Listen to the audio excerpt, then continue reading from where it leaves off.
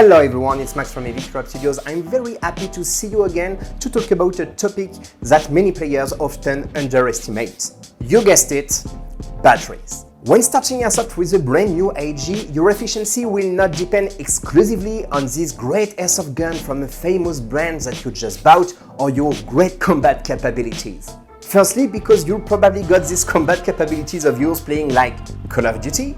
And secondly, because your 500 euros AEG with electronic trigger unit and blowback system won't work that well with the wrong battery.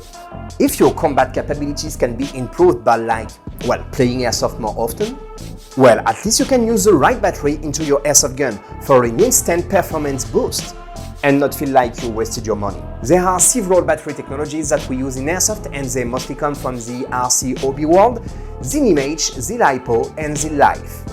So, what is a battery? A battery is a device that allows you to store energy and to use this energy to power other devices, in our case, electric airsoft guns. Airsoft batteries are made of several elements. The cells in which the energy is stored. They are wrapped into a protective insulating plastic film, and they will vary in size and shape depending on the technology of the battery and its capacity. A red positive wire and a black negative wire, which are used to fill the cells with energy and to redistribute it to the airsoft gun. A female connector or socket that ensures that there is a safe connection between the battery and the airsoft gun, also making sure that the wire's polarity is respected. The most popular connectors in airsoft are the Tamiya, both the large and the mini, the DINS or DIN or T connector, as well as the XT60. Tamiya connectors are a little bit fragile, whereas the DINS or T connector, whatever the name, this is the same connector, they are more, efficient at distributing the energy, because the XT60 is more resilient, more safe and better at distributing energy. It's considered as the king of the connectors. On LiPo and LiFe batteries, there is also an additional set of wires with a GST connector on it, which is used to fill the battery with energy, but also to distribute this energy more equitably between each cell. That's a process that we call balance. Airsoft batteries also have up to 3 important characteristics, whatever their technology, connector and shape. The first one is the voltage V that expresses its responsiveness, but it's highly dependent on its technology. For instance, at max charge, a 7.4 volts LiPo battery will be more efficient, more responsive than a fully charged 8.4 volts NiMH one. The second one is the capacity of charge in milliamps per hour or mAh. It will influence the number of shots that your battery can shoot, depending on many factors. The more capacity a battery has, the bigger it will be. Things like electronic units, blowback system, other power-hungry components, a badly wedged motor and gears. These are some of the reasons behind an increase of the power consumption of your AEG, and it will decrease the number of shots that your battery can make. This third characteristic is exclusive to LiPo and LiFe batteries. It's the C rating. It indicates the max current discharge rate and then the real power of your battery. I'll explain the C rating later when talking about LiPos, and be prepared guys, because you'll have to do some math. Before talking more about batteries, there are some rules concerning them that you must follow at all times. Number 1. Never leave any type of battery unattended during charge. Number 2. Always store them in a cool and dry place. Number 3. Don't let them exposed to sun, humidity, water or extreme temperatures. Number 4. If your battery shows any sign of leaking, gassing, important swelling or any other potential or confirmed defects, just put it in a safe container using eye protections and gloves. Put the box away from any hazardous materials or natural areas, and then discard it as soon as possible in a recycling spot with battery recycling capabilities. And also to protect the environment from the potentially damaging components they are made of. I must tell you that in my airsofting life, I've seen with my own eyes houses being burned to the ground because an airsofter left an unattended battery in charge while being away from home. And I've seen another one receiving severe burn injuries in the face because he used a swilling LiPo battery the size of a club sandwich into an airsoft gun and it just caught fire. Always think of your own safety and the safety of others before thinking about your own fun. Using battery must be taken seriously. Ask any guy working in electronics, you'll get the same warning. Okay, so now that you're fully aware, let's keep going. Now let's talk about the different battery technologies. Back when I started Airsoft, like a long time ago, we used the old NiMH battery, made of several nickel metal hybrid solid cells with a nominal capacity of 1.2 volts each. Commonly used were the 8.4 volts and the 9.6 volts battery with Tamiya connectors, both mini and large being the most popular. NiMH batteries, well, they are the safest of all. They don't leak, they are non-toxic, they can sustain several hundreds of charge and discharge cycles, they are resilient to damage, and they are easy to carry around and store. However, several downsides impede the NiMH battery from being the go-to choice in Airsoft. Number one, they are big and heavy, and it can be difficult to find ones that will fit into your compact AEG or your AEG with a small battery compartment. And because they are heavy, it can be a burden to carry several of them for long skirmishes on big fields. Because, well, high-capacity NiMH batteries, they are just bricks. Number two, the end charge detection is not really precise, meaning that your battery may not be fully charged when your battery charger says so. And it becomes more and more frequent to have this issue as your battery becomes older. Number three, NiMH batteries are not so great at keeping energy that will deplete over time when stored. So after a long storage period, your NiMH battery will eventually be depleted of energy, sometimes under a point of no return that will make it completely useless. So you must remember to charge regularly your NiMH batteries, even if they are stored and you don't use them.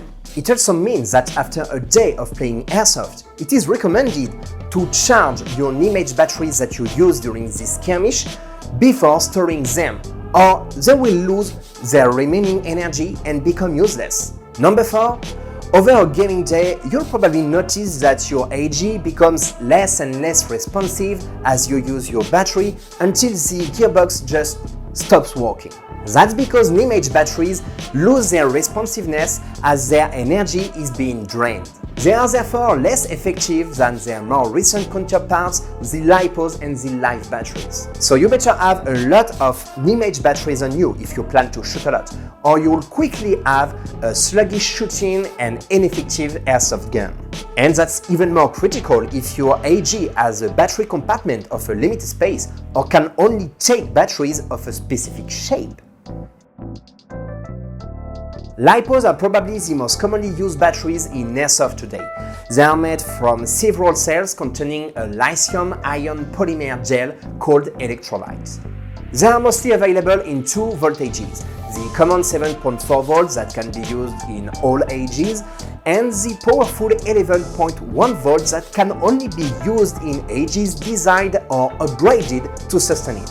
And each cell has a nominal capacity of 3.7 volts. LiPos solve a lot of issues that NiMH batteries have, but it comes at the expense of new ones. The first good point is that LiPos, they don't lose their responsiveness until being almost empty. It means that you can use efficiently a single LiPo battery for a longer period of time that you'll be able to use a NiMH one until noticing any loss of responsiveness. The downside is that after playing for some time, you must start paying attention to the responsiveness of your AEG. If you don't, you may empty your battery below the point of no return, which is around 3 volts per cell, and you won't be able to charge it ever again. So it's important to check regularly that each cell of your battery is above 3 volts by using a LiPo tester, and that each cell is well balanced to prevent one of them to fall below the point of no return before the others. It doesn't take more than one cell below the point of no return and the whole battery is dead. That's why more and more electronic trigger units and smart MOSFETs on modern AEGs Well, they have a low battery sound indicators that will play a big sound when getting close to this result. At this moment, it is just best to stop playing and to replace your used LiPo by a new fully charged one, and to charge the used one once back home. Another good point for LiPos is that they can be stored for a long time, like several months, because they lose their stored energy slowly. But to ensure that a long storage period of your LiPo battery works like perfectly, you must charge it at around 70% of its capacity. Because if you store your battery at 100% or below 30% of its maximal capacity, there will be a chemical reaction that will accelerate the loss of stored energy. Another good point is that LiPos are smaller and lighter than NiMH for the same NiMH capacity, and they exist in a large variety of sizes and shapes. It makes LiPos, even the regular size ones, compatible with a large number of AEGs, and it also allows compact and specific AEGs to have batteries with a decent energy capacity. However, while being lightweight, LiPos are also more sensitive to damage. Piercing the soft protective envelope of a LiPo cell and exposing the liquid electrolyte gel contained inside to the oxygen will make it burst in fire violently and sometimes even explode. Because LiPos represent a dangerous hazard, it is highly recommended to transport and store them in a LiPo bag that is conformed to a European standard with a CE marking on it. A CE compliant LiPo bag is made from heat shrink material that will retract around a battery bursting into flames, isolating it from the oxygen and limiting the fire. But don't rely exclusively on your LiPo bag. I always recommend to store your LiPos into your LiPo bag that you put into a military metal ammunition box. They've been used for years by RC hobbyists and airsofters because they are highly resistant to fires and explosions, and plus they look really cool. Well, now let's talk about swilling LiPo batteries. A little swilling is nothing to worry about. It's a natural process called electrolyte decomposition.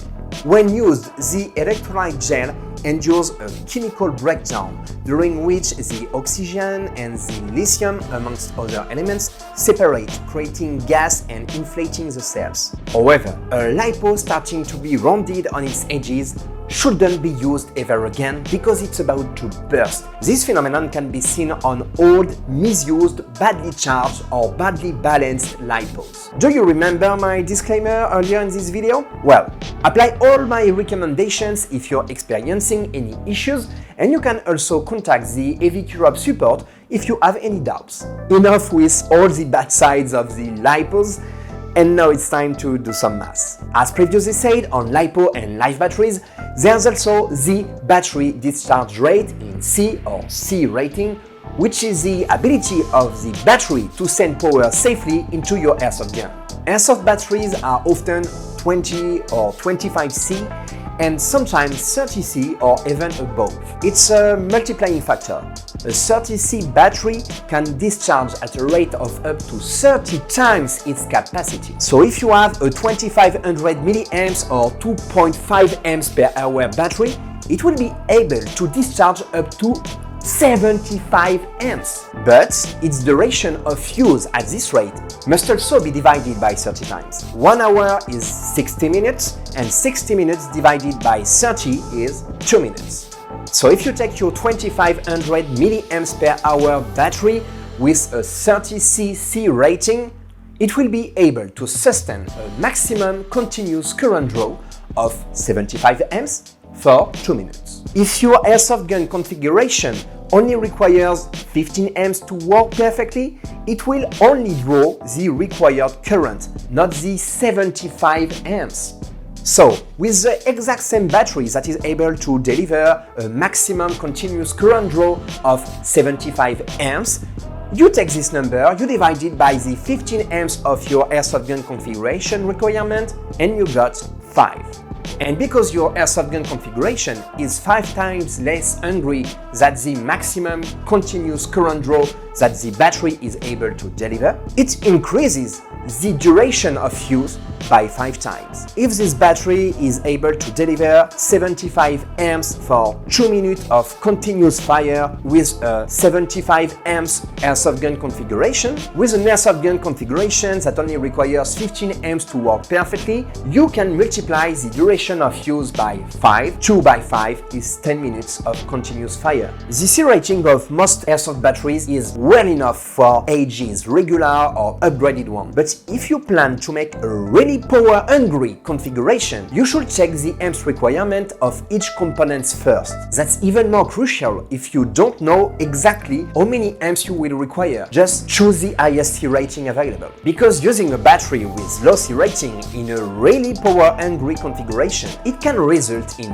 bad performance, decreased battery life and efficiency, and worst-case scenario, battery going kaboom.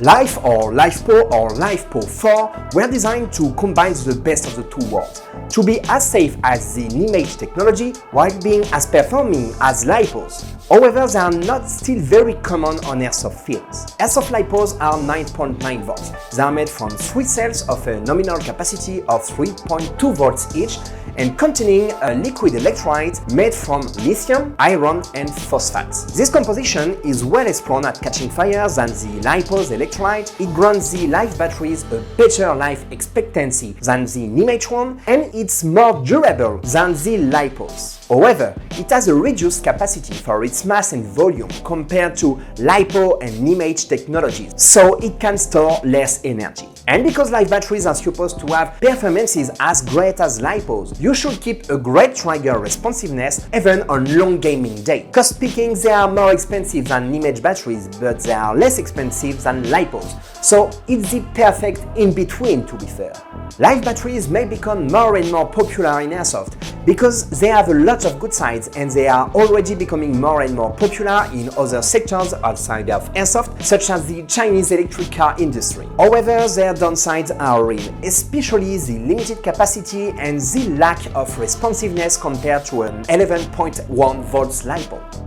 And that's it for the first part of our topic on airsoft batteries. In the second part of this video that will be released in a few weeks, we will talk about battery chargers and how to charge your airsoft batteries. I hope that you enjoyed this guide and that you learned a lot of things. Feel free to share your tips and experiences in the comment section below. Don't forget to leave us a like, to subscribe to this channel and to share this video, and thank you a lot in advance for your support. I have a lot of great airsoft games until part 2.